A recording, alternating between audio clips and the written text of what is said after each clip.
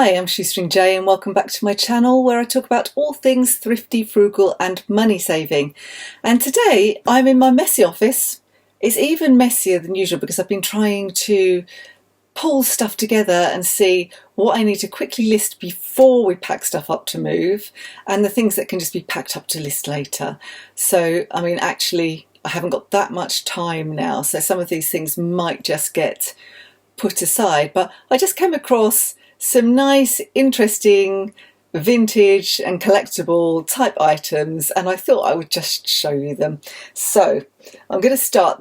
Some of them have really not got much value at all, so they're interesting rather than valuable, but I'm more and more increasingly drawn to interesting old things. I mean, I did clothing, just clothing for the longest time. I'm really bored with clothing. I think the bottom has fallen out of the second-hand clothing market, actually. If I'm not going to make much money on something, I'd rather it was an interesting something. Yeah, I'd rather, if I'm going to not make vast amounts of money. I mean, I'm not an antiques dealer. I don't make vast amounts of money. But I do think I'd rather do interesting things than clothing these days. So I do have some clothing here which needs putting away. It's being listed, but I thought I'd just go through some of these things anyway. So this was some things I pulled out from my own cupboard. This was something I had in my own cupboard, but it's a vintage Tupperware jelly mould. It hasn't got a great deal of value, but actually I thought I'm going to use this at some point, and I must have had it 3 years, never used it. So I'm going to sell it. I don't think it's worth very much at all, maybe £4 or £5. Maybe I could put it together some other things. I don't know what else I've got like that. But these kind of things, I mean, Tupperware is great. It does last forever, doesn't it? If I pick up real Tupperware, if I keep an eye out for it, because it actually is brilliant stuff. If you've got to buy something plastic, buy Tupperware, because it does last a long time. So that's one thing. This was another thing that we had already. You have to excuse me kind of poking around in my boxes. I think my daughter, it's very dusty, I need to give it a clean. My daughter picked this up somewhere, I don't know why. I can't remember, I think she just liked the look of it. Actually, it's got a wire, as you can see. It's attached to loads of other things. And it's a proper old vintage Bakelite telephone. I think it's Bakelite. It's very heavy, kind of sturdy plastic. It is Bakelite, it's got to be. It was, you've got fire, police, ambulance, operator, 999 and 100 for the operator. Neighbours hotline, 705. What was Neighbours hotline? I actually don't know I don't remember that. I mean, I'm old enough to actually remember these kind of dialy phones. It's very dusty. It could be a prop, couldn't it? I don't know. I guess it would work. I guess it would work. And you say I don't know if it would work, but well, it probably could be wired up to work. And some people love this. If you've got a real vintage looking home, you might like that if you can actually get it working. So I love that. I think it's great. It reminds me of past times. We didn't have Bakelite phones. They were kind of those 1960s, 1970s lighter weight grey plastic phones by the time I was a kid. What's my next thing? Oh yes, I have a lot of these. They're made in England. They're Chalkware. You get all kind of heads. They're worth about maybe a tenner each. They don't have massive value. Some of them are a bit rarer and they're worth more. And I've got quite a lot of them. But I do find that they sell. I don't know who buys them. Do you display these? I don't think they're very nice. Because they're Chalkware, they do tend to chip, and you find that sometimes people have painted over them. And this one, it looks like somebody's had a go at the bobble on the hat, possibly with a felt pen. It doesn't seem to affect the value. They go for about £10.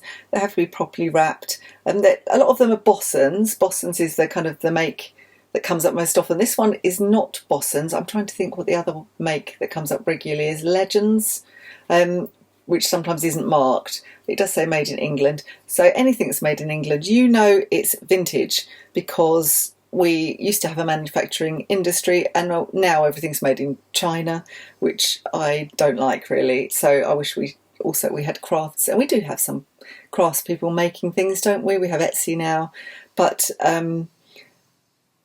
it costs you a lot more money, obviously. But I like going back to the old vintage stuff. So this is not something I would display in my house, but people do seem to like these things, and I sell a lot of them. I've got quite a lot of them on my eBay account, so that's another one to add. I think actually this is one that Justin's bought back from when he and his brother helped a lady they knew clear her house when her husband died. She was selling it. She didn't want anything for these things. They paid her for some things. They sold some things for her. They just cleared some stuff for her, but they pulled out anything like this, and there was a big box of them. So Justin's gradually he was finding them and giving them to me. These I have had these since we went to a fair. There's a beautiful old medieval tower called Leomani Tower, not too far from where we live. And we went to a fair there pre-COVID, must be 4 or 5 years ago. And they had interesting books, and I picked up a bag of them. And I have actually sold some of them already. I've got musty old book smell. I don't think these individually are worth a great deal. But some people like just having them on their bookshelf. They like the look of them. You can sell them in kind of lots. Little Women, Good Wives. It's got £1.50 written inside. Look at the print. That's very small. When you get to become a glasses wearer like me, you don't necessarily like that kind of print. But all things considered, it's in very good nick, this one. It's got a few marks here and there. It's published by Dent & Sons. A lot of these old books seem to be Dent. I don't know anything about old books, but I will tend to look them up, see if there's anything else I can find on the internet. This one is 1946, I think. It's got founded 1906 by James Dent. This one was edited by Ernest Rhys in 1946. Let's say I don't think any of these have got a massive value. This is a Pride and Prejudice by Jane Austen. It's a little. Well, it's all together actually. I thought the front is a bit damaged, the spine is a bit damaged, but it's got a lovely musty old book smell. It's a bit broken there. Mellifont Press. Some of them don't have the dates in them, and I think they're the really quite old ones. Oh no, this one's actually coming away from its spine. So, I think the condition is everything with old books, but, what I enjoy is just doing a bit of research on them, because I'm learning. I don't know about these things. My mum and dad, for quite a number of years, had had several actually, little units, they call them, within a large antiques place. You can get these. Mum worked at the mill. She actually worked at the mill, and she had a little unit there as well. And they had several others all around Essex and Suffolk, where they paid a small amount of money. They left their stuff there, and the antiques dealers, the actual owners or the people that worked there, sold them. And they didn't make lots of money, but they loved doing it. They used to go poking around junk shops and boot sales, find interesting things, sell them on at a small profit, and it was kind of a job for semi-retirement. And I'm turning the same way. It's so funny. I find these things very interesting. This one is Great Expectations by Charles Dickens. Again, a bit of damage on the spine. So I don't know. I don't think these have got a lot of value individually. I might sell them as a lot. What's this one? Oh, this one's got 1 and 6 written inside it, and it's got something pulled out. It must have had a little sticker of some sort there. I don't think it's a library book. But other than that, it's not in awful condition at all. It's in quite reasonable nick. It's got this. This is the make, isn't it? Oh, this is called a Romany Rye. This one, a Romany Rye. That's an unusual one, isn't it? I don't know that. By George Borrow, T. Nelson and Sons. And again, I don't think there's any date on here. I'll have to have a look through and see if I can find a date. Just lovely old books. They've got just a smell of old books. I love it. I'm going to enjoy really learning about this one. This one's quite so old. Anya Seton, Devil Water. Looks like a bit of a saga. It's in good condition. I think this is the Reprint Society. So this is a reprint of an old book. It used to belong to someone called Molly. What have we got here? 1962. first published 1962, and this edition, Reprint Society 1963. Should actually try reading some of these. Quite interesting. Anyway, that is a bag of old books that I have been ignoring for some time, and I need to do something with them. So I don't think there's a massive value on them. If any of you know that I've got one that's worth £1 million, then please do let me know. What else have I got here? This is something Justin picked up. Again, it's quite scratched. I doubt it's just a photograph in a frame. I doubt that's got a lot of value. I might actually put that in the boot sale, but I'll check first. Raphael van der Vaart and Gareth Bale. Is that how you say his name? So if you like football, I guess you might like that, but I will check that it's not worth £1 million before I get rid of that, but I'll probably go in the boot sale pile. Justin's sister gave me this again. Not a great value, might go to the boot sale. Some people like collecting these old McDonald's toys, don't they? And we've got 4 of the Wombles here. I don't remember what, Madame Chalet, wasn't it? The Madame Chalet, they've got the names on them. That's Madame Chalet. This is Orinoco. This is Great Uncle Bulgaria. Oh, it brings back memories, doesn't it, with these? They're a bit dusty. Alderney? I don't remember that character. Don't remember Alderney. So, but they're a bit grubby. I mean, gosh, they need washing or something. Need something doing to. But again, I doubt there's any value in those. But I think this is why sometimes they get shoved to one side. I think I focus on things that actually have got a bit more value, because obviously that's more worth my time. What else have I got? Yeah, some clothing. This is one of Justin's old things. When we were clearing his cupboard out the other day, we found this vintage Ferrari, very acrylic jumper, but it does have a little hole in it. So I don't know if I could do repair on that, if it's worth doing repair on that, or I should just say it's got a hole in it. But yeah, it's vintage. Some people like these things. So no idea of value, if it's got any value. Actually, it has no label, but it's not a hand knit. It would help if it had a label, because then you could put more of a value on it, because you'd be able to see who made it. It's definitely, I know it for a fact it's vintage, because it belonged to Justin and he's had it since the 1990s, so it is definitely vintage. He doesn't wear it anymore. I think it's probably a bit small for him. And this is not vintage, but this is not vintage, but it's just something that his beekeeper brother gave me. I've sold a whole bee suit before and it went really quickly. This is just the hat. So, it's not really a hat, is it? I don't know what you call it. I don't know what the actual name is, but it's not vintage. But that's got a bit of a stain on it.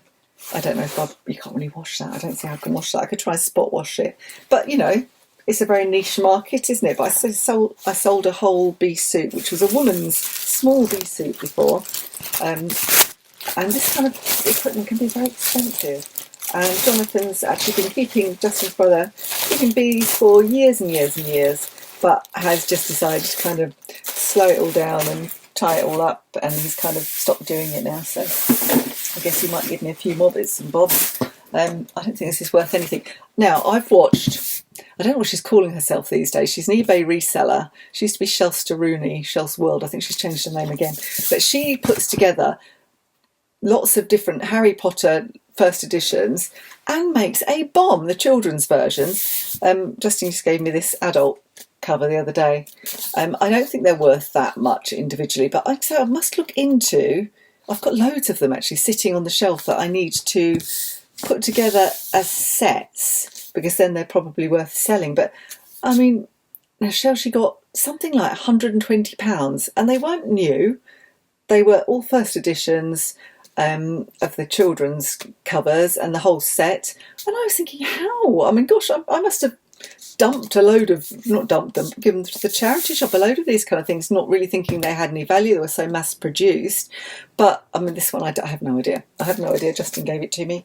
Something I've got to look into. You will all tell me, hopefully. You've seen this before, and I still haven't got around to. You've seen it before, I still haven't got around to listing it, which is silly, but it's just because I need to take some nice photos, and because I've had so much on. It is kind of Brownie, vintage Brownie camera, Kodak So you have seen this in a previous video. I said I'm going to list it, and I never listed it. It's got a leather case to go with it. But isn't it wonderful? I actually think it's fabulous. I can understand why people collect these lovely old cameras. But yeah, that does need to be dealt with. I want to do that before we move. And then this very interesting thing that Justin found I don't know where they get these things. Honestly, they're such a family of hoarders, so they collect interesting things over the years. And this is at the family home. His dad, when he was alive, bless him, he was like Lovejoy. He was really into all antiques and collectibles and classic cars. And so some of it is just stuff that they've never got rid of that their dad collected. But this is one thing. What do you think this is? It's, apart from being a mass of cobwebs, what do you reckon that could possibly be? It's very heavy. It needs a good clean up. I think it goes this way. And the answer to that is it's a fire extinguisher, an old-fashioned fire extinguisher. I've seen them on eBay going from anything from about £40 to £100 depending on condition. This is not great condition. I'd have no idea what it's going to go for, but it's very interesting, isn't it? I love these old things. Okay, I've got a couple more things to show you. As I say, sometimes I haven't dealt with things because I don't really know the value, and I need to spend time doing the research, and I haven't had a lot of time. But this is something that my friend Sarah gave me when she was having a good clear out, and it belonged to her auntie. And she said, honestly, I don't know what to do with it. You may as well have it. You can sell it if you want. And it's called an auto harp. And this is what it looks like. And it's in a case. It's quite beautiful. And I should actually do a camera angle from another side. I might do that, actually, so you can see it. But it's a very interesting thing. You sit it on your lap, and you can move these about. I think you press them down. I don't know if you play this end or that side.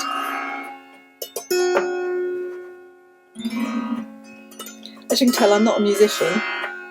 My daughter's musician, his professional musician boyfriend, had a little look at it the other day and thought it was really interesting, and he was actually making it almost make a tune, but it is totally out of tune. So, but yes, as I say, this is something that I really need to kind of research. Has it got something on the back I hadn't noticed? Oh, dedicated to something junior school by Mrs. Hazel, July 1965. Manor Junior School, I think it says. So, very interesting thing. So that's probably got a bit of value. I mean, none of these things are worth a fortune. Got these little plectrum things that seem to come with it.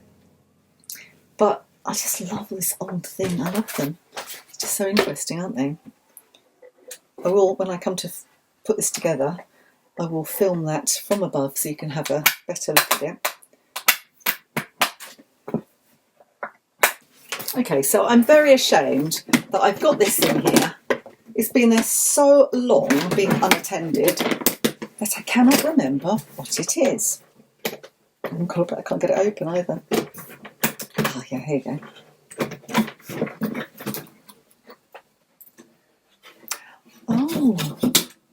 Oh, it's a... I can get it out. You know, I'm going to do this with my camera so you can actually see it coming out. So I've got this out of its box, and it's very grubby in there, and it seems to be some kind of slide projector. I think Justin must have given me this as well. It's quite clean inside, but I haven't done anything with it or done any research on it. But now I've seen it, I'm really going to. It's very interesting. It's an old leather case that it's in. It's got an old Bakelite plug. Looks a bit... Old Bakelite plug looks a bit lethal, doesn't it? So I can't really test it, I don't think. But, you know, it's got a stand as well of some sort. It seems to be a stand. Because, you know, I'm really quite ashamed of not having looked at this before. It's really an interesting thing, isn't it? So, yeah, I'm going to do a bit of research on that, see what it is and see what the value is. Very interesting. Okay, there's a couple more things. These are listed. I think this is really lovely colours. Really lovely teal and brown coffee pot. It's made by Biltons of Staffordshire, so I don't think it's got a massive value, but it's in good condition. Quite often you'll find these are chipped or broken. It's slightly crazed, the glaze. I don't think that's necessarily a bad thing. That's quite interesting. And it has a little milk jug to go with it, which does have a little bit of chipping underneath here. It's actually got a cobweb in it. It's been sat there so long. This is actually listed, I think. I'm just going to check that that is the case. And then I picked up this little, it's like a kind of, it looks a bit Christmassy, doesn't it? But it's not really Christmas. It's a plate, like a cake plate, and a cup and saucer. It's not any special make. It's just, it's got nothing on it on the bottom. And in fact, has that got a chip? Little tiny kind of graze out of the bottom there. I sellotaped it all together, and then quite a lot of kind of crazing to the glaze inside. So again, it's not worth very much. But you know, some people like this kind of thing. It's Tom the Piper's son. Stole a pig and away he ran. Do you remember that one? So there's that. And then this is another kind of interesting thing. It's not that expensive. It was made in China, so this is, it's kind of vintage, probably 90s, I reckon. And it's a tin toy. It's a tin motorbike. It's tiny and very light, but you know, it's kind of interesting of its sorts. It's all lined up one. It's got the key in it there. It's quite interesting, isn't it?